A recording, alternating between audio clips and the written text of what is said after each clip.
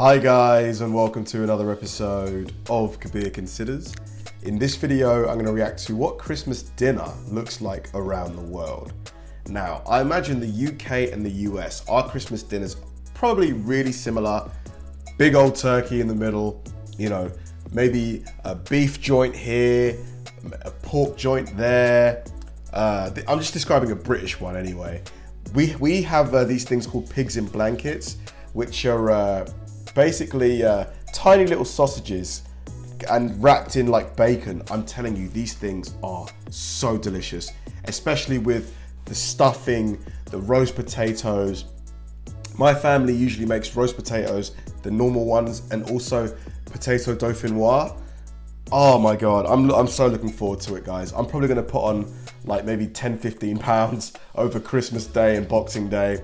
But yeah, I imagine the US and the UK versions of Christmas dinner are quite similar, but around the world, I imagine it's really different. I don't think turkey, as in the roast turkey that we usually have, is eaten in countries, maybe in Asia or in Africa, but I could be wrong, so it's gonna be fun to see. Let's do it. Christmas is that time of year when we relax with the family, forget about our waistlines, and feast to our heart's content. But with more than 2 billion people in over 160 countries celebrating Christmas each year, the good old American staple of roast beef, turkey, mashed potatoes, and eggnog is far from the you guys have mashed potato, I see. But yeah, these two, exactly the same. norm. From fried chicken to stuffed seal, here's a look at many different dishes eaten around the world for the festive season. The UK. While turkey is often reserved for Thanksgiving in America, over in the UK it's the main course at Christmas. Hold on, don't you guys have turkey at Christmas, on Christmas Day? What? Although some households might prefer goose or chicken. Whatever the choice of bird, it's traditionally served with roast chestnuts, parsnips, potatoes, Brussels sprouts, tiny sausages wrapped in bacon. I'm telling you guys, these things are delicious. Cranberry sauce, and a splash of hot gravy. For dessert, a heavy mass of fruitcake is doused in flaming brandy and served as Christmas pudding. Once everyone's had their fill, it's time to pull Christmas crackers, which usually contain a paper party hat and a really bad dad joke printed on a slip of paper. Here's an example. What's the best Christmas present you can buy? A broken drum. You can't beat it, eh? Can't beat it, Like a shocking drum. Greenland. Greenlanders celebrate Christmas Arctic style by serving specially prepared dishes like maddock and kiviat, traditional Inuit delicacies that make the most adventurous of foodies' stomachs turn. Maddock is the skin of a whale, usually the bowhead, beluga, or narwhal, diced or serrated and served raw. Kiviak is a dish of fermented birds with a rather unusual method of preparation. To make kiviak, a seal skin is first hollowed, then stuffed with some 400 to 500 seabirds called auks. The auks are stuffed into the seal's body, complete with feathers and all, which are then sewn and sealed up with grease to allow for 7 months of fermentation. Come Christmas, the birds are taken out and served straight up from the seal's gut. This is definitely not a feast for the faint-hearted. Zimbabwe. Wow. Listen, guys, I am pretty adventurous when it comes to food. I will try most things once at least. That one, though, I'm not too sure. Have any of you guys tried that? Let me know if it's tasty. What it tastes like, Please let me know. I'm very curious. The typical Zimbabwean Christmas dinner can include fresh roasted ox or goat, cornmeal porridge, bread, jam, and tea. But the special treat reserved for the occasion is chicken served with rice, since chicken is an expensive food item in the landlocked African nation. Beats fermented seabirds, that's for sure. Japan. In a nation where most people are Shinto or Buddhist, Christmas in Japan is more of a commercial affair and definitely not a national holiday. Much like Valentine's Day, Christmas in Japan is a time for young couples to exchange gifts and have romantic dinners. While many restaurants are packed with reservations made weeks in advance, none are busier on December 25th than KFC. That's because some 3.6 This isn't a line for KFC. Could you imagine if this was the line for KFC? million Japanese families dine on buckets of fried chicken as a Christmas tradition. This tradition began in 1974, thanks to a clever advertising campaign called Kirisumasu Niwa Kentucky, meaning Kentucky for Christmas. Ever since then, the Colonel's Fried Chicken has become the go-to Christmas meal, with the franchise's outlets getting orders weeks in advance during the holiday season. Of course, Japanese Christmas wouldn't be complete without cake for dessert. Unlike American fruitcakes, Japanese Christmas cake is usually sponge decorated with whipped cream and strawberries. In fact, the shortcake emoji in our phones is based off the Japanese Christmas cake. No way! Wow, man. KFC. I have to say, whoever created that marketing budget, Kentucky for Christmas in Japan, bravo. I hope you got a promotion and a massive raise. KFC for Christmas. That's interesting, man. Never done here, never in the UK, but hey, whatever floats your boat, like, plus I love KFC. The Finnish Christmas dinner is a feast consisting of dishes with names that will twist your tongue, but fill your taste buds with delight. The holy trinity of Finnish Christmas foods are the kinku, an oven-baked ham, lontalaatikko, a kind of turnip casserole, and rosali, a colorful mixed beetroot salad that looks like gemstones on a plate. Depending on the size of the dinner party, these are usually served with a variety of fish dishes, mainly smoked salmon and herring. After the main course, the night is made sweeter with piparkakku, gingerbread cookies spiced with cinnamon, cloves, and nutmeg, and joulurtartu, tarts filled with plum jam made in the shape of a star and dusted with powdered sugar. Desserts are enjoyed with a warm glass of gluggy, mulled wine, traditionally drunk by travelers to brace the cold Scandinavian weather. Poland. I mean, those looked okay, to be fair. Really healthy. The roasted ham. Love me some roast ham. But yeah, like especially after the one we saw with the whale skin. Yeah, I think that one probably holds the title for the most interesting one yet. Christmas Eve in Poland is a whole day of fasting leading up to Vigilia, the feast which starts when the first star appears in the night sky. Traditionally, Vigilia is a huge meal that features a 12-course dinner, with each course representing the 12 apostles and the 12 months of the year. But some families opt for 5, 7, or 9 dishes to symbolize good luck. Regardless of what's being served, expect dinner to last for at least a few hours. The feasting kicks off with a Christmas wafer that symbolizes Jesus Christ. There's no red meat served at a Polish Christmas dinner, and main courses consist of carp and herring dishes. The evening would not be complete without borscht, a beetroot soup served with uska, a type of ravioli made for the occasion. This is followed by a dessert made of noodles with poppy seeds. I'm sure it's better than it. Dessert of noodles and poppy seeds. Interesting. Anybody tried that? Anybody watching this from Poland or has just tried this dish?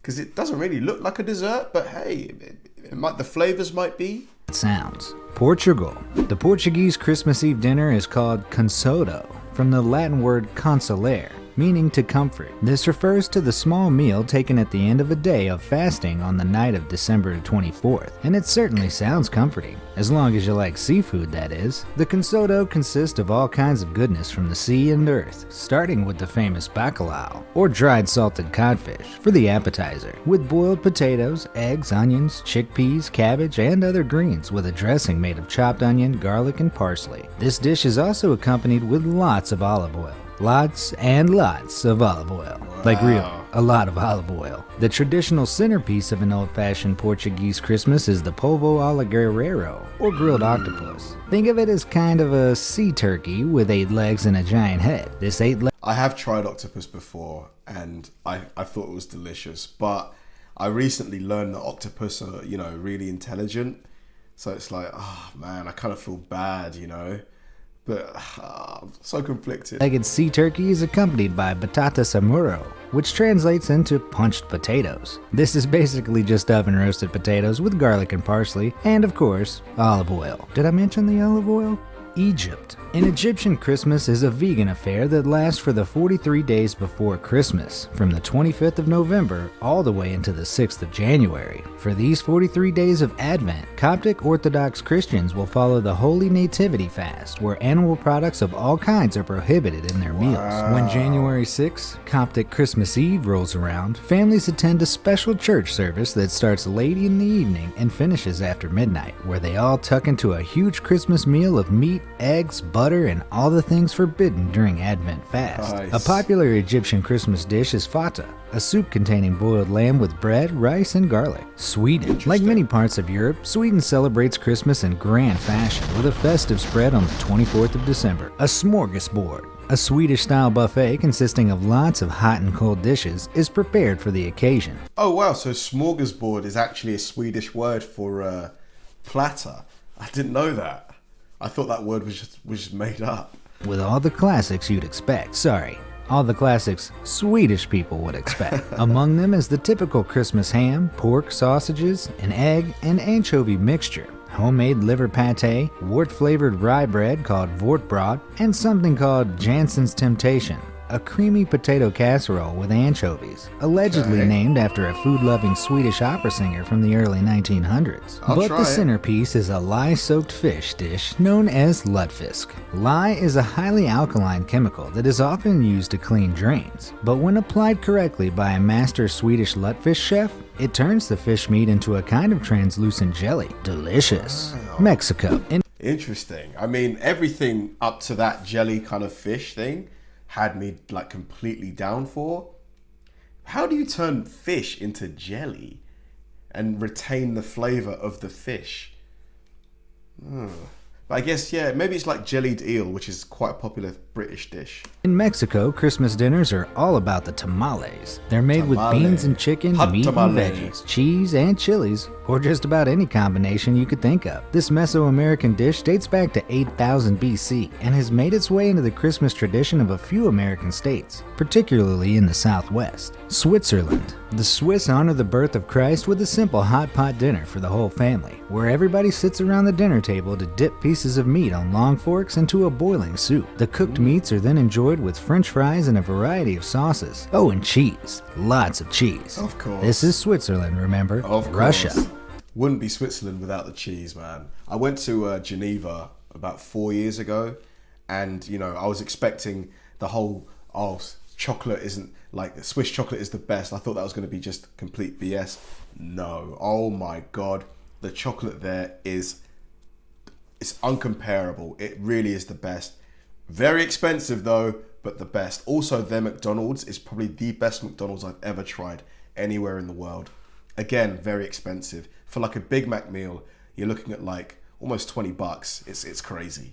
Like the Egyptians, Russians celebrate Orthodox Christmas on January 7th, with lots of meat and fish to celebrate the end of their Advent fasting. Some of their favorite traditional dishes are stuffed roast goose, pork tenderloin with apples, and cabbage in a pie with fish, rice, and hard-boiled eggs inside. Of course, the must-have dish on the dinner table for the Russian holiday is holodets, a cold meat jelly made out of chicken or beef stock with meat and vegetables. The more traditional recipe for holodets contains the feet of pigs, cows, or chickens. Holodets is very time-consuming to prepare, and when it just looks like cold jelly with bits of meat in it, one wonders if it's worth it. Italy. Traditionally, Again, everything up to that last one looked very enticing. Just the thought of eating jellied meat, I'm not really sure, but I will try it. I would. Biglia, the traditional Italian Christmas Eve dinner, was intended to purify the body for the religious holiday with healthy cuisines. So usually meals consist of seafood and vegetables, but no meat. Depending on the region, dishes that appear on the table at La Viglia can be made of fish, octopus, eel, and shellfish. These are, of course, accompanied by huge heaps of pasta prepared with even more seafood. Now, this might sound healthier than an American Christmas, but when you're stuffing your face with as much as the Italians do, this might be a harder claim to back. Look at this guy. Oh god, that's a huge bowl of pasta. Australia. The typical Australian Christmas shares a lot with European and American shrimp traditions. on the barbie. But since the land down under celebrates the holiday season during their summer, the festive menu had to be given a unique Aussie spin. In both Australia and New Zealand, Christmas dinner revolves around anything that can be thrown onto a barbecue, from meat and seafood to, well, more meat. And then there's beer. And more meat after that. With the summer heat at its peak, most Aussie holiday desserts are designed to cool you down in temperatures that reach around 85 degrees. A whole watermelon usually does. Oh, that's me right there. Does the trick. South Africa. Fancy something exotic for Christmas? In South Africa, the mopane caterpillar is an edible caterpillar that feeds predominantly on the mopane leaf. Because their harvest time coincides with Christmas, these creepy crawlies grace plenty of festive meals in South Africa. But hey, the caterpillars might look unappetizing, but they're fried to a perfection with garlic, peanuts, onions, and tomato, and served with gravy. That actually sounds kind of good. Have you guys ever tried bugs before? Like eaten bugs? I just don't think I could do it, man. Norway. Many of the Norwegian Christmas traditions come from the Vikings, who celebrated Yule at the same time of the year before Christianity arrived. So what's the main course on a Viking Christmas dinner menu? Lamb, of course, and specifically, its severed head on a platter. Vikings. The holiday delicacy schmalahov, which literally means sheep head, is a whole head of a sheep with the fleece and skin removed, then salted and dried, then smoked, boiled, steamed, and served with turnips and potatoes. Sometimes the Norwegians leave the brain inside to cook, which is then fried and eaten with a spoon. So, any of the really amazing video, really fun to watch. My mouth is just salivating right now, just at the prospect of that Christmas dinner that's waiting for me. Like, what we usually do in my family is like at about 2 o'clock, we'll have like a Nigerian Christmas dinner, which is basically like a bunch of different Nigerian dishes, fish dishes, meat dishes, some jollof rice, some salad with peppers. It's delicious. And then we'll have the traditional British Christmas dinner at around sort of like 5, 6. By the end of the day, it's only 2 meals, but I'm telling you the portion sizes. Each meal is probably going to be pushing 1,500 calories minimum.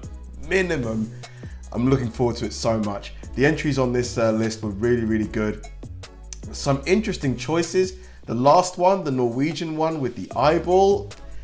Like, I think I could try the head, but the eyeball, I just don't know, because it's so big and it's like looking right at you.